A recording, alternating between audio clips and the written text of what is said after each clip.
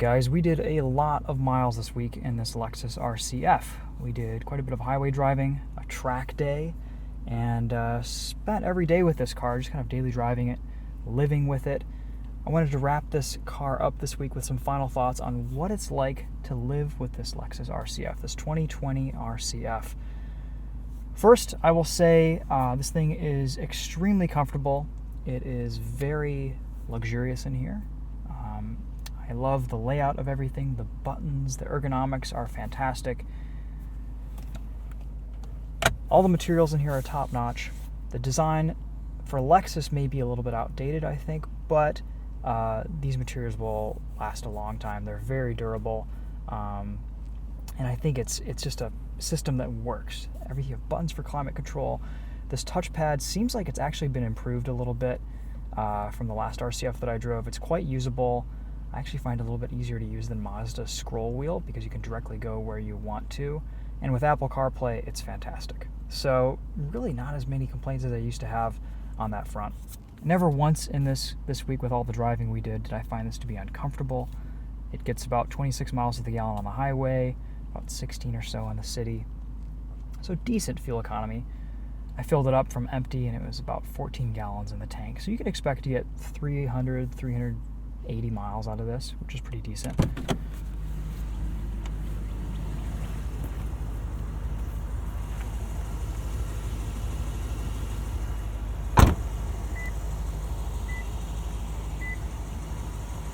I'm quite impressed with how well this worked on track for us this weekend. It held up all day, no issues, no fault codes. We drove it pretty hard. The brakes held up great. There was just a little bit of a coarseness, and that's probably just a stock rotor thing, but as soon as we got back on the street, it smoothed out perfectly fine. Great to drive. I like that there is a hidden secret pedal dance mode in this, just like the BRZ FRS. That's pretty cool.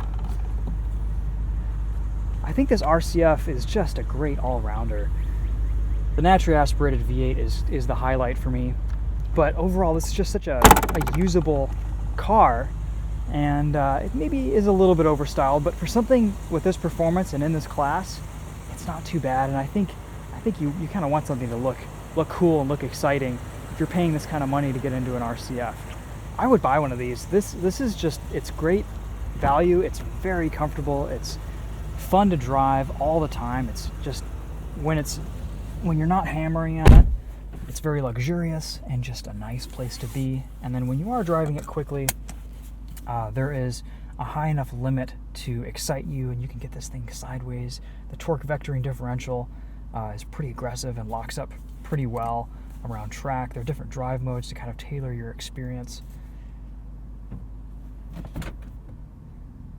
Yeah, I did really enjoy this week, and the other car we were driving was an NSX, so that kind of says a lot.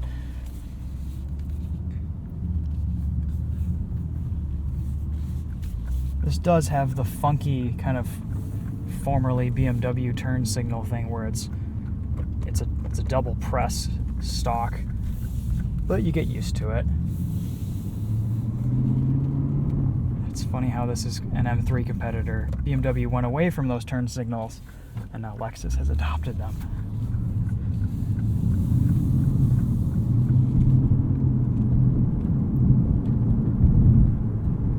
Spent quite a bit of time on the highway listening to the Mark Levinson sound system in this.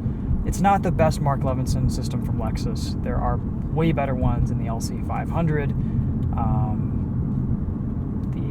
Some of their luxury vehicles have better versions of the sound system, but it's not bad. You can kind of tune it a little bit better in the menu and the settings, move the center point around, and it improves quite a bit. And of course, it all has to do with the source of audio that you're listening to.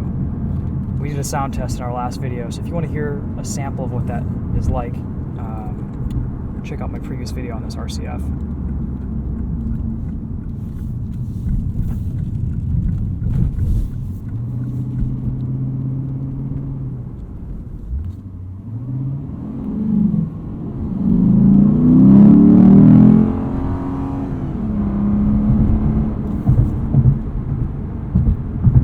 I'm driving this and I'm kind of have the feeling that this might be one of the last 5-liter V8s I'll be driving from Lexus. There was a rumor of an IS 500. I'm not sure if that's going to come to fruition or not. We will see.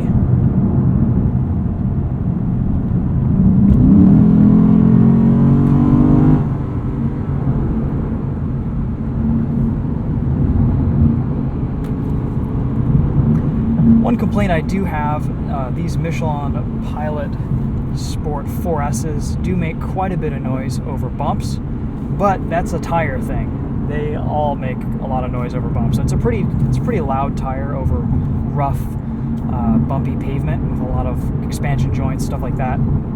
But otherwise, it's fine. This RCF is pretty isolated inside. It's pretty quiet, quite Lexus-like, and choosing a different tire would solve that problem. I did notice too on the highway, you compare the speedometer to Waze, and there's about a 2.5 mile an hour difference. The speedometer is a little bit overzealous and overestimates your speed, whereas by GPS you're going a little bit slower. So that's good. If you think you're speeding, you're actually not speeding as much, and it gives you a little bit of leeway to put a slightly larger tire on this if you want some more sidewall. With these brakes, the caliper size, the disc size, 19s are as small of a wheel as you can put on here.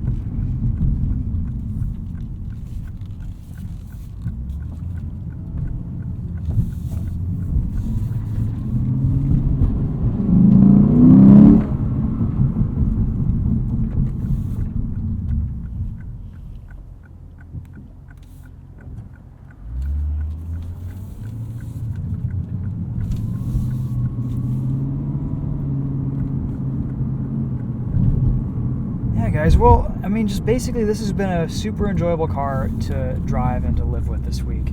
I really like these things. They're just great.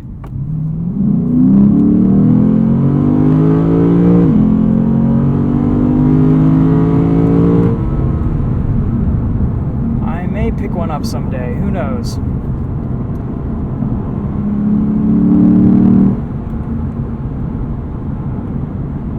5-liter V8 is just so good. It's so intoxicating.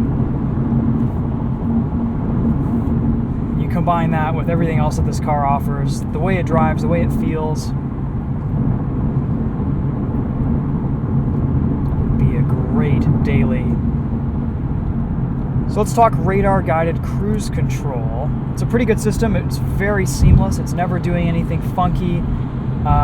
It's a little slow to accelerate sometimes, but they all are, to be perfectly honest. Once you put your signal on, you get into the next lane, it gets up and goes, okay. It's a good system.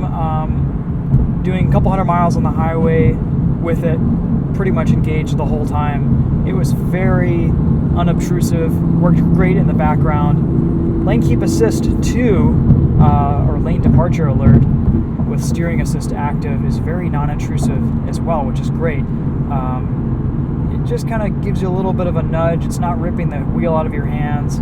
It'll just kind of keep you centered without distracting you or making you freak out about, oh my gosh, I'm going out of my lane. These are really nice driver assistance features, and they're very, very well tuned to work in the background and not distract you. So I love that.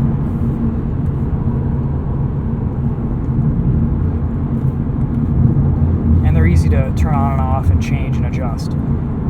Following distance works great in this RCF. This is one of the best overall combinations in the system. This RCF is still using the older stock control for cruise control, which I actually prefer over their newer systems with buttons on the steering wheel.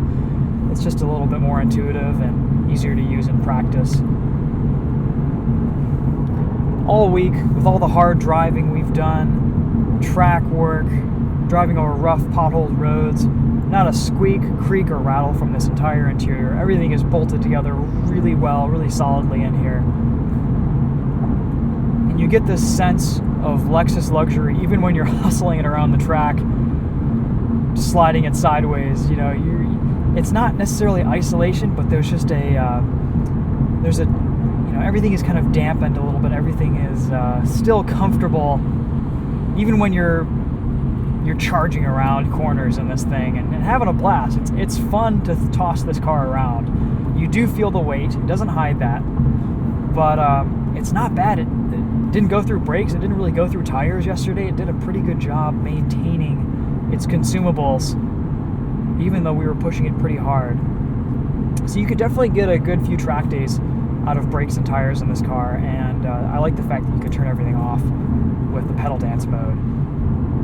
That made me love this car way more and actually consider buying one someday. So if you know anything about me, not being able to turn off stability and traction control fully is a complete deal breaker in a car, because I like to feel a chassis for how it was designed to work. And electronic nannies sometimes get in the way and can become a little bit unpredictable when you're pushing it on track. So it's good to know. But really this week I just feel like I've gotten to know this RCF much better than I have with past loans and past time that I've spent in the car. And for me, this is a great car. I think it really speaks to what I appreciate out of a car these days. And you know, between my next sports car purchases, it's kind of between this and an S2000.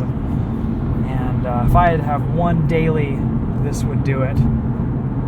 Just because it does the comfort luxury thing so well, and it's also sporty, fun to drive. You can take it out to the track, toss it around a little bit, have some fun with it. The V8 is phenomenal. It's efficient enough.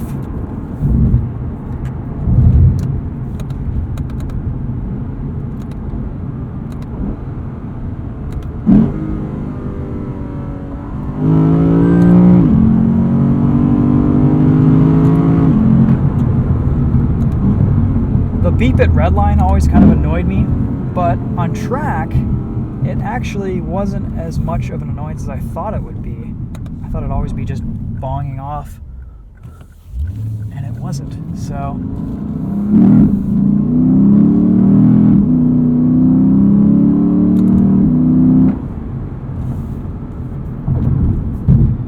other things I like about this RCF. I know this really bothers some people. I could kind of care less about it, but there's no silly screen that's sticking out, blocking your view in the middle of the dashboard. It's really well integrated into the design. There's no silly electronic handbrake. It's a foot brake, just like your old minivans. So that's fun. Like I said earlier, great ergonomics. Really easy to use, very nice to live with in here.